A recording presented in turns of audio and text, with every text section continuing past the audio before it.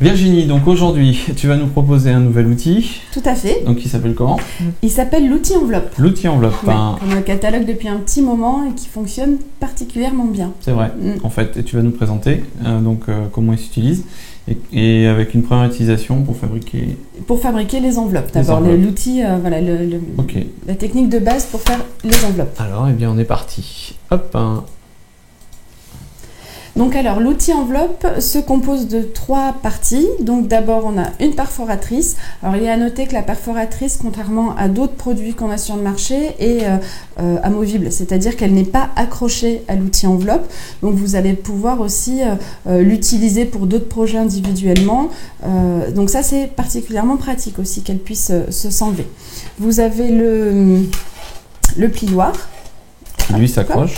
Qui lui s'accroche, effectivement, vous avez une petite encoche ici pour pas le perdre. Donc vous avez le petit plioir qui est là. Et donc l'outil enveloppe en lui-même. Donc vous avez une partie face avec les rainures, ce qui va vous permettre de bien plier vos cartes, de faire des boîtes, enfin, voilà, d'utiliser cette planche comme une planche de pliage. Où vous avez effectivement les mesures qui sont en haut et sur chaque côté. En centimètres du coup? En centimètres. Et gravés. Exactement. Ok. Et vous les avez en inch ici aussi. Donc vous avez les deux mesures à chaque fois, ce qui peut vous permettre d'utiliser différents tutoriels. On va le montrer, voilà. Alors, on ne voit pas très bien pour le coup parce que c'est de la même couleur. Ouais. Ici, en haut et sur ce côté-là, c'est en inch. Oui. Et là et en bas, c'est en centimètres. Voilà. Et donc c'est gravé. Donc pour le coup, là, ça partira pas non plus, quoi. Très bien. Donc là, et ensuite on va retourner l'outil enveloppe. Et là, vous avez vraiment la partie utile pour fabriquer des enveloppes. Donc là, vous avez une correspondance détail. Là, vous avez une petite explication. Vous avez une règle métrique ici. Et vous allez voir après ici les parties qui vont nous servir à plier la carte. Là, du coup, on zoome peut-être. Voilà, on zoome ici. On voit également qu'on a des petites décorations qu'on pourra embosser avec un stylet si on veut décorer son enveloppe. Ok, d'accord. Voilà, très bien. Donc en fait, je peux faire plusieurs tailles de cartes avec. D'enveloppe. D'enveloppe, pardon. D'enveloppe. Après la carte, effectivement, on peut utiliser ça pour plier, pour faire des cartes doubles. Ouais. Mais selon la taille de votre carte, l'utilité en fait de cet outil, c'est que vous allez pouvoir faire des enveloppes qui correspondent exactement à la taille des cartes. Okay. Parce que selon ces cartes, on ne trouve pas dans le commerce les enveloppes adéquates. Donc là, tu as effectivement la taille de la carte, c'est ça? Voilà, la taille de la carte ici, la taille du papier dont vous allez avoir besoin dans la deuxième colonne.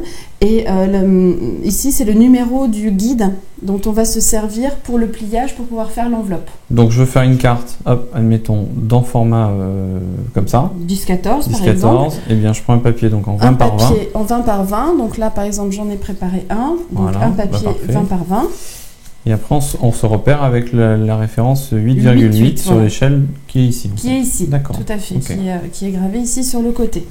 Donc on va commencer. Allez. Alors, donc tu m'as dit 10-14, donc oui. On va prendre la référence 8,8. Donc je me positionne, on va peut-être passer en zoom de dessus, parce que là, je ne suis pas sûre que ce soit très clair. Oui, allez. Pour vous. Hop, voilà.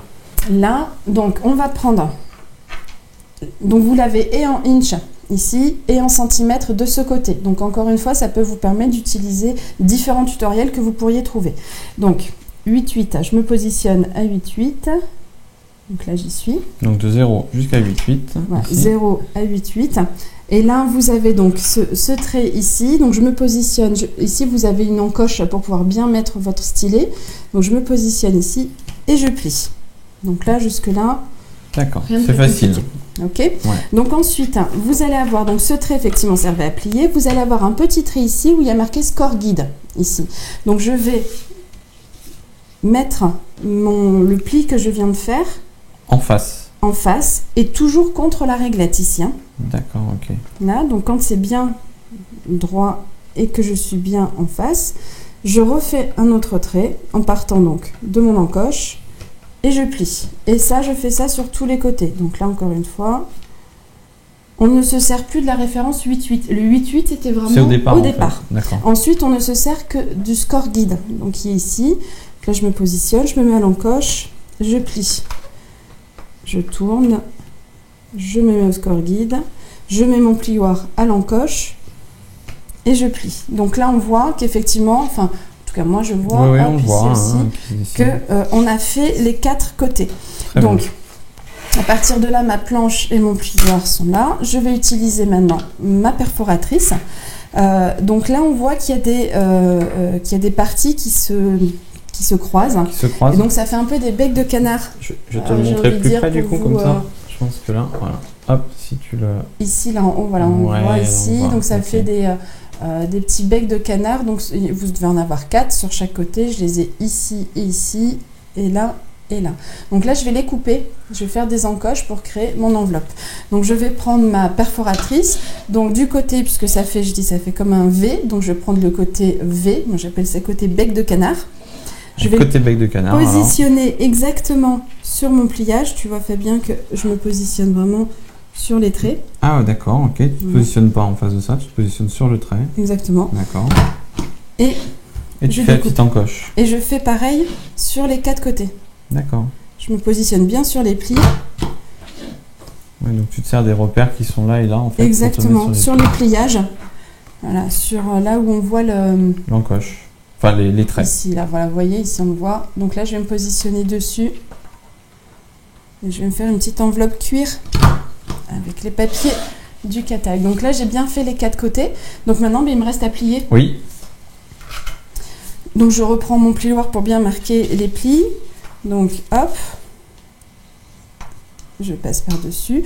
Alors si ce que vous pouvez faire pour une finition plus jolie, en général j'arrondis les angles. Donc cette fois-ci c'est l'autre côté.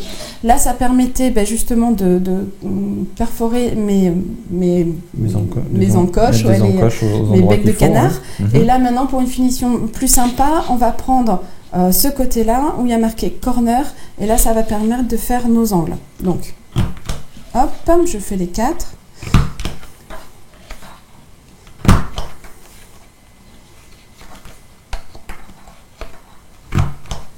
Hop là, avec les petites découpes ici, hop, on les enlève. Donc là maintenant, on passe au pliage. Je marque bien le pli avec mon plioir.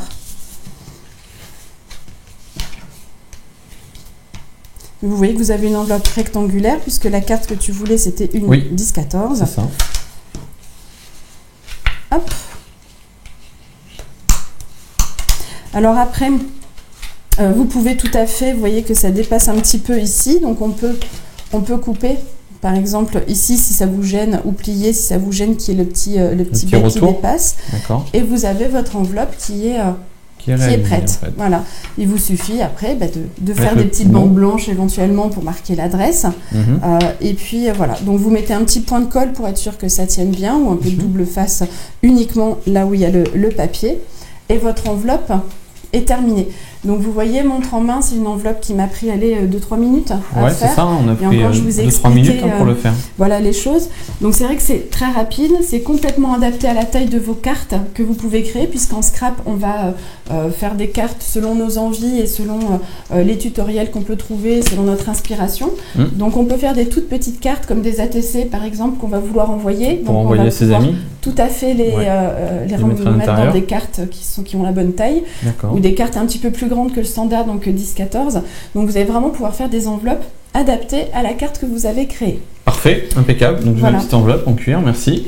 Et bien, on se retrouvera peut-être pour d'autres astuces aussi sur ce produit-là, parce que tu m'as dit qu'on peut faire plein de choses. Exactement, parce que là je vous ai vraiment montré la base, le départ, donc faire une enveloppe, mais avec cet outil-là, vous allez également pouvoir créer vos nœuds, vous allez pouvoir faire des boîtes.